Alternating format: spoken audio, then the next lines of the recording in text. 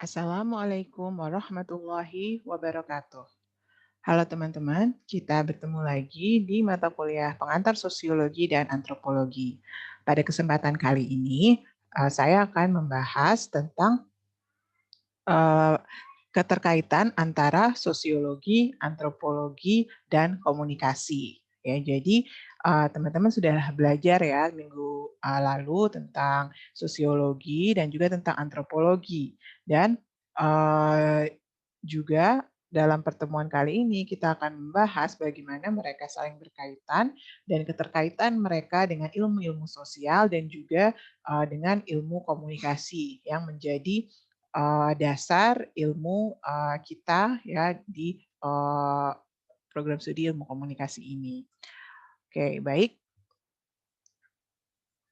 Nah, jadi sosiologi ini dan antropologi ini memang sangat dekat atau berkaitan dengan ilmu-ilmu sosial lain seperti ilmu politik, psikologi, sejarah, dan ekonomi. Ya, kita akan bahas bagaimana hubungan antara sosiologi dan antropologi dengan ilmu-ilmu sosial ini. Yang pertama ya, kita harus tahu dulu nih, apa sih yang dimaksud dengan psikologi ya. Jadi psikologi itu adalah ilmu yang mempelajari proses pikir manusia ya, seperti persepsi, sikap, nilai, dan hal-hal yang mempengaruhi proses pikir tersebut. Sedangkan sejarah atau history adalah ilmu yang mempelajari kejadian masa lampau dan konteksnya yang memiliki signifikansi sosial ya bagi masa yang sekarang. Yang berikutnya, ilmu ekonomi ya mempelajari produksi, distribusi, dan alokasi barang dan jasa, sedangkan ilmu politik mempelajari bagaimana manusia mengatur melalui struktur pemerintahan dan hubungannya dengan institusi-institusi lainnya. Nah, jadi kalau kita lihat hubungan antara sosiologi dan antropologi dengan psikologi, ya, dengan antropologi misalnya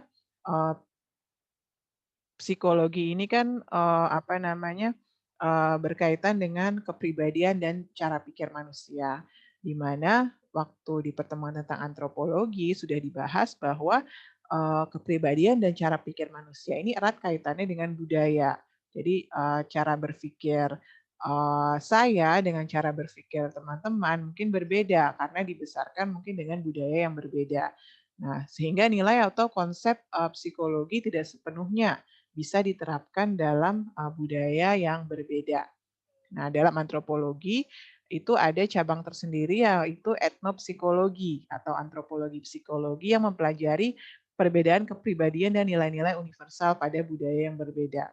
Ya, maksudnya konsep psikologi yang berbeda ini misalnya dalam psikologi perkembangan ya kita mengenal tahapan-tahapan perkembangan itu ada dari apa namanya masa bayi ya kanak-kanak, remaja, terus dewasa ya di barat dan di kita juga yang berkiblat pada psikologi barat kita memahami bahwa proses perkembangan manusia seperti itu.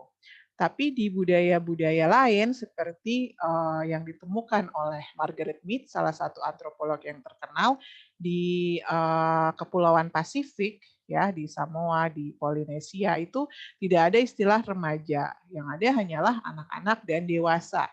Ya, dan ternyata kalau kita lihat lagi dalam agama Islam misalnya, itu juga tidak dikenal yang namanya masa remaja, ya adanya masa sebelum balik dan masa balik ya, masa akil balik di mana manusia pada saat akil balik yaitu sudah dianggap dewasa ya.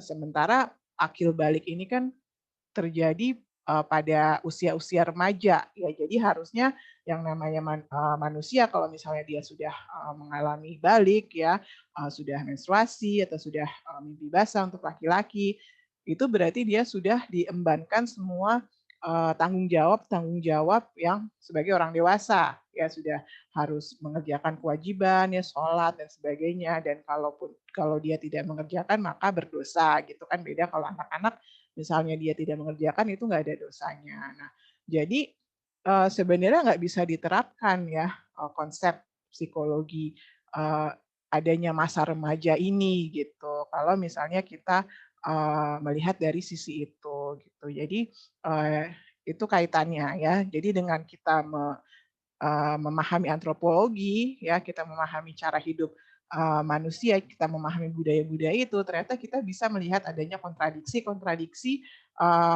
antara, konsep psikologi ya yang sudah dipelajari dengan kenyataan di lapangan, bahwa itu tidak bisa diterapkan di semua, budaya, seperti itu.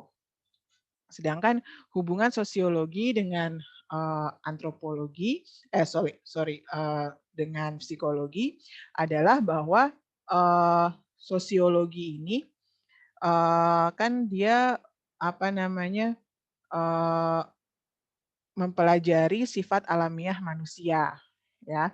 Tapi, pola pikir yang dipelajari dalam sosiologi adalah bagaimana kaitannya dampak atau apa namanya, kaitannya dengan dampak hidup berkelompok ya. Jadi, bagaimana sikap individu ya saat dia harus hidup berkelompok, seperti kira-kira seperti itu ya. Ya ini yang dipelopori oleh Tardes, sosiolog dari Prancis, di mana dia melihat bahwa gejala sosial mempunyai sifat psikologis yang terdiri dari interaksi antara jiwa-jiwa individu, di mana jiwa tersebut terdiri dari kepercayaan dan keinginan. Ya, jadi gejala-gejala sosial ini bisa dijelaskan dalam kerangka reaksi psikis seseorang. Ya, jadi apa yang terjadi di masyarakat ya itu juga bisa eee, berpengaruh ya terhadap, individu seperti itu.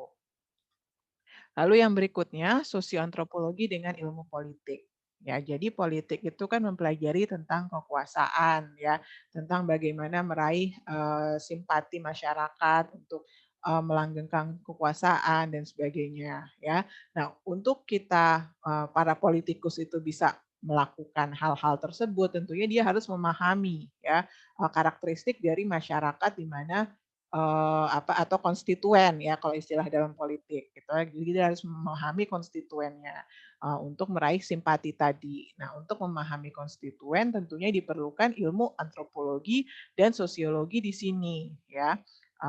Nah, di lain pihak ya, berkaitan dengan sosiologi, itu kan, sosiologi banyak meneliti tentang perubahan sosial, di mana, perubahan sosial yang signifikan itu juga, terjadi ya, karena adanya perubahan, politik ya, khususnya dalam kaitannya dengan negara. Ya seperti misalnya terjadinya reformasi ya, terbentuknya, komunisme di beberapa negara ya, terbentuknya kapitalisme dan sebagainya. Nah itu kan apa namanya, berkaitan dengan perubahan-perubahan politik juga ya, adanya revolusi dan sebagainya ya, adanya perubahan dalam hal kekuasaan yang dipelajari di politik, ternyata juga dibahas di sosiologi. Sedangkan hubungan sosiologi dengan ilmu sejarah, jadi sosiologi ini, apa namanya, sosiologi dan antropologi dan ilmu sejarah, antropologi ini memberikan bahan prehistori sebagai pangkal ilmu sejarah ya. Jadi kalau sejarah, jadi dia memberikan, bahan ya, karena antropologi kan membahas, dari, sejak sebelum, sejarah ya, dari masa prasejarah. Jadi dan juga konsep-konsep tentang, kehidupan masyarakat itu dijawab melalui antropologi. Jadi bagaimanakah masyarakat hidup pada zaman itu, nah itu antropolog yang meneliti dan itu dijabarkan di dalam sejarah ya. Dan antropologi juga memerlukan ilmu sejarah untuk memahami konteks dan latar belakang daerah yang ditelitinya. Sedangkan dalam, ilmu sosiologi ya, ilmu sosiologi ini diperlukan untuk memahami bagaimana proses dan interaksi sosial yang terjadi di masa lampau ya, yang dipelajari dalam ilmu sejarah ya. Jadi, sosiologi ini memerlukan sejarah juga sebagai latar belakang analisisnya tentang hubungan antar manusia ya. Jadi untuk memahami bagaimana hubungan antar individu dan hubungan individu dengan masyarakat juga diperlukan, latar belakang sejarahnya, kenapa, mereka bertindak seperti itu misalnya. Lalu, yang perlu diperhatikan bahwa, dalam memahami, hubungan antar manusia tadi ya, sejarah dia fokus pada peristiwanya ya. Jadi misalkan, apa namanya, untuk meneliti misalnya, sejarah reformasi gitu ya. Nah, sejarah fokus pada peristiwa reformasi itu, tetapi sosiologi fokusnya pada proses sosial di balik peristiwa, tersebut. Yang berikutnya adalah hubungan sosioantropologi dengan ilmu ekonomi. Jadi, aktivitas kehidupan ekonomi suatu masyarakat tentunya dipengaruhi oleh budaya dan nilai-nilai, ya, sehingga diperlukan pemahaman antropologi dalam kajian ekonomi. Misalnya kalau di Indonesia kita mengenal, sistem koperasi ya, karena itu dilandaskan pada nilai bangsa Indonesia yang mengedepankan musyawarah untuk mufakat, ya. Jadi bukan, apa namanya, hanya sekedar, siapa yang punya modal, dia yang paling beruntung dan sebagainya ya, dan juga sistem-sistem ekonomi yang terjadi di dunia, yang ada di dunia seperti kapitalisme, sosialisme, komunisme, ini juga menimbulkan perbedaan-perbedaan budaya dan nilai-nilai di masyarakatnya ya. Seperti misalnya kalau kapitalisme itu mengedepankan konsumerisme ya kan, sedangkan kalau sosialisme atau komunisme itu lebih ke apa namanya, kesamaan gitu ya, kesamaan, apa, pemerataan ekonomi misalnya, seperti itu. Lalu dalam konteks sosiologi ya, hubungannya dengan ekonomi, bisa kita lihat bahwa perubahan sosial yang terjadi di atau jadi bidang kajian sosiologi itu juga sangat bergantung pada ekonomi ya, karena stabilitas ekonomi mempengaruhi cara hidup masyarakat dan dapat juga memicu perubahan sosial. Contohnya Karl Marx ya, dia mendasarkan analisis sosiologisnya pada ekonomi, di mana dia melihat dinamika proses sosial ini adalah sebagai pertarungan antara kelas-kelas sosial yang dibedakan dari ekonominya ya, yang ekonominya rendah sebagai kaum apa namanya proletar dan yang ekonomi tinggi sebagai kaum borjuis ya. Dan ekonomi juga menjadi salah satu dasar stratifikasi sosial yang dipelajari di sosiologi. Jadi ada kelas ekonomi rendah, menengah, atas dan sebagainya. Nah, lalu apa namanya, bagaimana hubungan sosiantropologi dengan komunikasi ya. Jadi komunikasi ini mempelajari cara manusia berinteraksi, baik secara verbal maupun nonverbal. Nah, interaksi yang terjadi dalam komunikasi ini juga dipelajari di sosiologi. Tapi bedanya komunikasi lebih fokus pada proses penyampaian pesannya, ya, dibandingkan dengan latar belakang dan dampak interaksi tersebut pada individu dan masyarakat. Jadi pada proses pesannya. Jadi bagaimana apa sih yang disampaikan gitu atau bagaimana supaya pesannya itu bisa efektif dibandingkan dengan dampak yang terjadi. Jadi ini interaksi sosialnya seperti apa? Apakah ini sebuah kompetisi, apakah ini akomodasi, lalu dan sebagainya. Ya, jadi bukan seperti itu, tapi pada proses penyampaian pesan dari komunikator ke komunikan.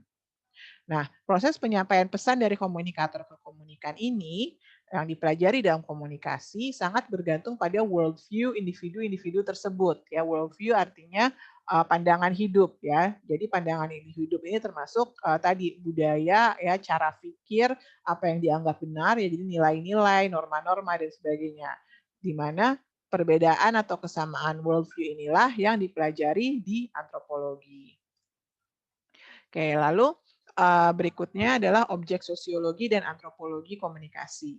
Jadi objek keilmuan materialnya adalah manusia, sedangkan formalnya adalah proses sosial dan komunikasi khususnya interaksi sosial budaya.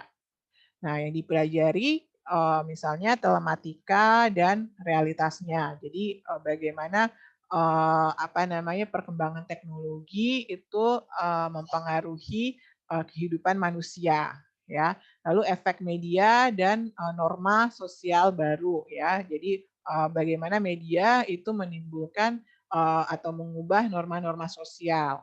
Lalu perubahan sosial dan komunikasi, masalah sosial dan media massa, ya jadi bagaimana media massa juga menimbulkan masalah-masalah sosial baru, ya cyber community, lalu aspek hukum dan bisnis media dan budaya, ya. Jadi bagaimana media juga berpengaruh pada pembentukan budaya di masyarakat. Nah, aplikasi sosiologi antropologi komunikasi ini adalah, salah satunya adalah dalam membentuk pola pikir masyarakat, ya. Jadi kayak perusahaan-perusahaan ini semuanya, mereka menggunakan, sosiologi dan antropologi, ya, maksudnya prinsip-prinsip sosiologi dan antropologi, misalnya untuk memahami konsumennya, ya, untuk memahami apa yang diinginkan konsumen, ya. Jadi itu dipelajari ya, apa namanya, baik dengan metode apa, kuantitatif maupun metode kualitatif, di mana tradisi metode kuantitatif penelitian kuantitatif itu asalnya dari ilmu sosiologi, sedangkan tradisi kualitatif ya seperti wawancara mendalam, observasi, focus group discussion itu asalnya dari antropologi. Nah, ini diterapkan juga oleh perusahaan-perusahaan. Jadi dalam misalkan mereka bikin logo-logo ini, ya itu nggak asal bikin, ya mereka riset dulu, ya mereka riset terus mereka apa namanya tes di masyarakat gimana responnya ya.